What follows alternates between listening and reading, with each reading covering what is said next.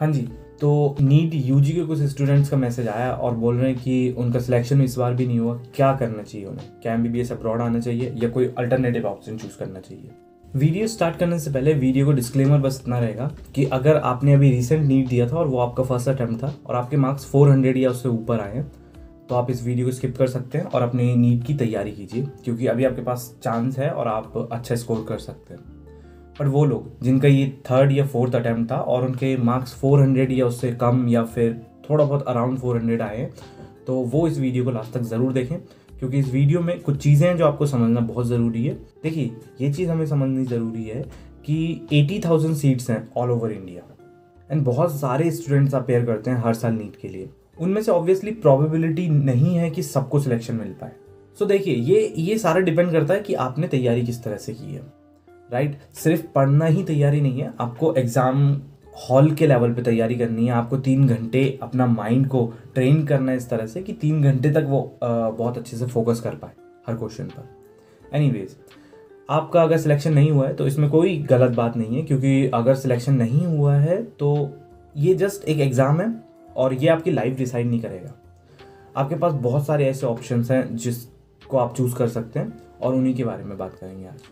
अब देखिए, मेनली आपके पास 3 ऑप्शंस बचे हैं, उनमें से आपको कुछ चूज़ करना है। सबसे पहला ऑप्शन दोबारा कोचिंग स्टार्ट करना, बट मैंने आपको डिस्क्लेमर में पहले ही बताया था कि अगर ये आपका थर्ड या फोर्थ अटैम्प्ट है और आपके मार्क्स 400 अराउंड आए हैं तो मुझे लगता है आपको अब कोचिंग नहीं करनी चाहिए। रीज़न उसका ये है कि देखिए, आप जितना ज़्यादा टाइम स्पेंड करेंगे कोचिंग करने में और आपके मार्क्स, क्योंकि आपको पता है अगले साल भी कट ऑफ यही जो इस बार गई है वही अराउंड जाने वाली है, ऑलमोस्ट हर बार का यही रहता है। और फिर कुछ थोड़ा बहुत बचता है, वो ओबीसी, SC ST और जनरल वाला हो जाता है।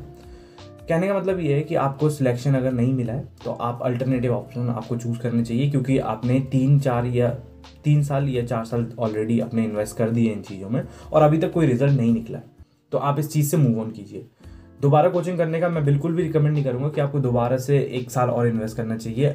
देखिए, आपको ये चीज़ समझनी ज़रूरी है, MBBS एक ग्रेजुएशन कोर्स है, ठीक है। एंड आजकल सैचुरेशन इतना है कि आप MBBS के बाद जस्ट आपको MBBS करके कोई सेटिस्फैक्शन नहीं मिलेगा, आपको उसके बाद PG करना पड़ेगा, उसके बाद आपको सुपर स्पेशलिस्ट करना पड़ेगा।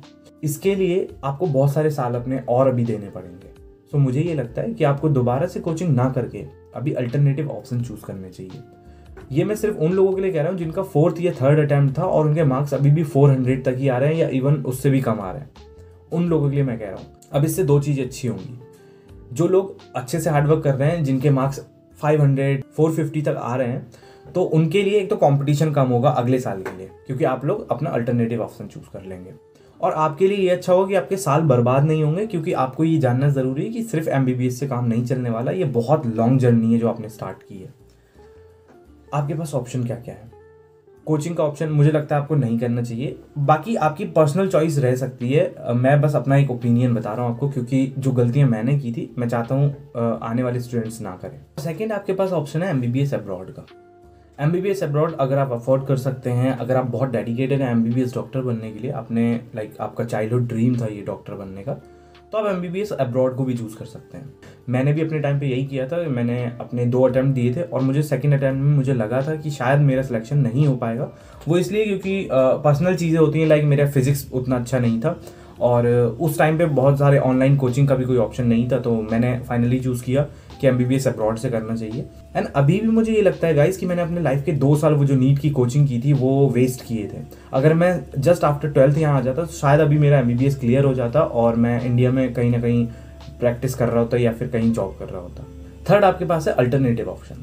ये उन लोगों के लिए है जिनको MBBS का कुछ बहुत ज़्यादा डेडिकेशन नहीं है, बट वो अपने पेरेंट्स के फोर्स में आकर या फिर अपनी सोसाइटी के प्रेशर में आकर MBBS के पीछे लगे हुए थे। देखिए, आपका सिलेक्शन नहीं हुआ है, इसमें कोई गलत बात नहीं है, क्योंकि ये सिर्फ एक एग्ज़ाम है और आपने अपने को एक टेस्ट किया था कि क्या हम ये एग्ज़ाम क्लियर कर पाएंगे या नहीं हुआ, इट्स ओके। आप उसको ज़्यादा प्रेशर मत लीजिए, क्योंकि आपके पास अल्टरनेटिव बहुत सारे ऑप्शन हैं जिससे आप डिसेंट सी लाइफ जी सकते हैं और बहुत अच्छा काम कर सकते हैं। ऑप्शन में हमारे पास है कुछ डिग्री कोर्सेज और कुछ डिप्लोमा कोर्सेज। डिग्री कोर्सेज में आपको पता है ये BAMS, BHMS है, BDS है, B फार्मा है। ये सारे कोर्सेज भी उतने ही इंपॉर्टेंट है जितना एक MBBS है, क्योंकि एक MBBS डॉक्टर खुद में एक MBBS अकेले नहीं बन सकते। उनको बनाने के लिए बहुत सारी नर्सेस, बहुत सारे असिस्टेंट, उनके साथ के फार्मासिस्ट, उनके साथ के कलीग्स जो कि इन फील्ड से आते हैं, वो बहुत ज़्यादा इंपॉर्टेंट है। तो आप इन कोर्सेज को MBBS से कम मत समझिए, इक्वली हैं MBBS के, और आप डिसेंट से सैलरी भी ले सकते हैं यहाँ से। देखिए, मैं कहूँगा हर प्रोफेशन का एक अपर लेवल होता है, आपको वहाँ तक पहुँचना है, भले ही आप कोई भी कोर्स कर रहे हैं। और आपके पास है कुछ डिप्लोमा कोर्सेज जिनमें कि डी फार्मा आ जाता है, DMLT का कोर्स जो कि एक लैब टेक्नीशियन का कोर्स होता है पैथोलॉजी डिपार्टमेंट में। फिर आप करते हैं रेडियोलॉजी डिपार्टमेंट में, आप टेक्नीशियन का कोर्स कर सकते हैं, आप कर सकते हैं ऑपरेशन थिएटर का टेक्नीशियन का कोर्स। और इन सारे कोर्सेज में मेरे फ्रेंड्स हैं, पर्सनली मैं उनको जानता हूँ और वो अपनी लाइफ में अच्छा कर रहे हैं। इवन मैं अपने एक फ्रेंड का एग्जांपल भी दूंगा, तो उसने रेडियोलॉजी में टेक्नीशियन का कोर्स किया था और आज वो एम्स में जॉब कर रहा है। तो ये बहुत बड़ा एग्जाम्पल है। सो मैं बस यही कहूँगा कि टेक्नीशियन के कोर्सेज आजकल बहुत ज़्यादा आगे आ रहे हैं। लाइक आप फिजियोथेरेपी का डिप्लोमा कोर्स कर सकते हैं, उसके बाद आप किसी भी ऑर्थोपेडिक हॉस्पिटल में जॉब कर सकते हैं। जॉब के ऑप्शंस बहुत ज़्यादा हैं गाइज। आप अपना पर्सनल इंडिविजुअली एक क्लिनिक खोल सकते हैं आप फिजियोथेरेपी का। सो ऑप्शंस बहुत हैं, आपको बस ये सोचना है कि आपको आपके लिए क्या सही रहेगा। आप बस MBBS के पीछे मत भागिए। रीज़न ये है कि MBBS या मेडिकल फील्ड जो है, एक MBBS डॉक्टर का फील्ड है, ये बहुत लॉन्ग जर्नी है। आपको अपने लाइफ के बहुत सारे साल इन्वेस्ट करने पड़ते हैं, बहुत सारे कॉम्पिटिटिव एग्जाम देने पड़ते हैं, उसके बाद आप जाकर कहीं डॉक्टर बनते हैं। और पढ़ाई भी बहुत ज़्यादा है, 19 सब्जेक्ट्स की बेसिक नॉलेज मैंने अपनी और प्रीवियस वीडियो में आपको बताया। सो आप अल्टरनेटिव ऑप्शन भी सोच सकते हैं। आजकल तो BMS को भी MBBS के इक्वल किया है, उनको सर्जरीज अलाउ की हैं, वो उनका इवन इंटर्नशिप जो होता है वो एलोपैथिक हॉस्पिटल्स में होता है, तो आप वो भी एक ऑप्शन चूज कर सकते हैं। कहने का मतलब बस इतना है कि आप अपने सालों को वेस्ट मत कीजिए सिर्फ ये सोचकर कि आपको एक एग्जाम क्लियर करना है, वो है नीट का एग्जाम। वो लोग जो जिनके अंदर पोटेंशियल है, पोटेंशियल का मीन्स ये नहीं है कि जिनका सिलेक्शन नहीं हुआ वो कम है। मेरा भी सिलेक्शन नहीं हुआ था और मैंने इस चीज़ को ऐसे लिया कि एक पर्टिकुलर एग्जाम है जिसको मैं क्रैक नहीं कर पाया। क्यों नहीं कर पाया? क्योंकि शायद मेरी फिजिक्स उतनी अच्छी नहीं थी जितनी और लोगों की फिजिक्स अच्छी थी। क्योंकि ये सारा खेल ना सीट का और स्टूडेंट के रेशियो का है।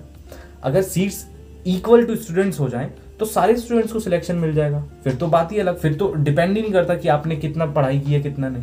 मेरे कुछ यहाँ के फ्रेंड्स हैं जो MBBS अब्रॉड से कर रहे हैं, उनके उस टाइम पे 2017 और 16 में 500 मार्क्स आए थे।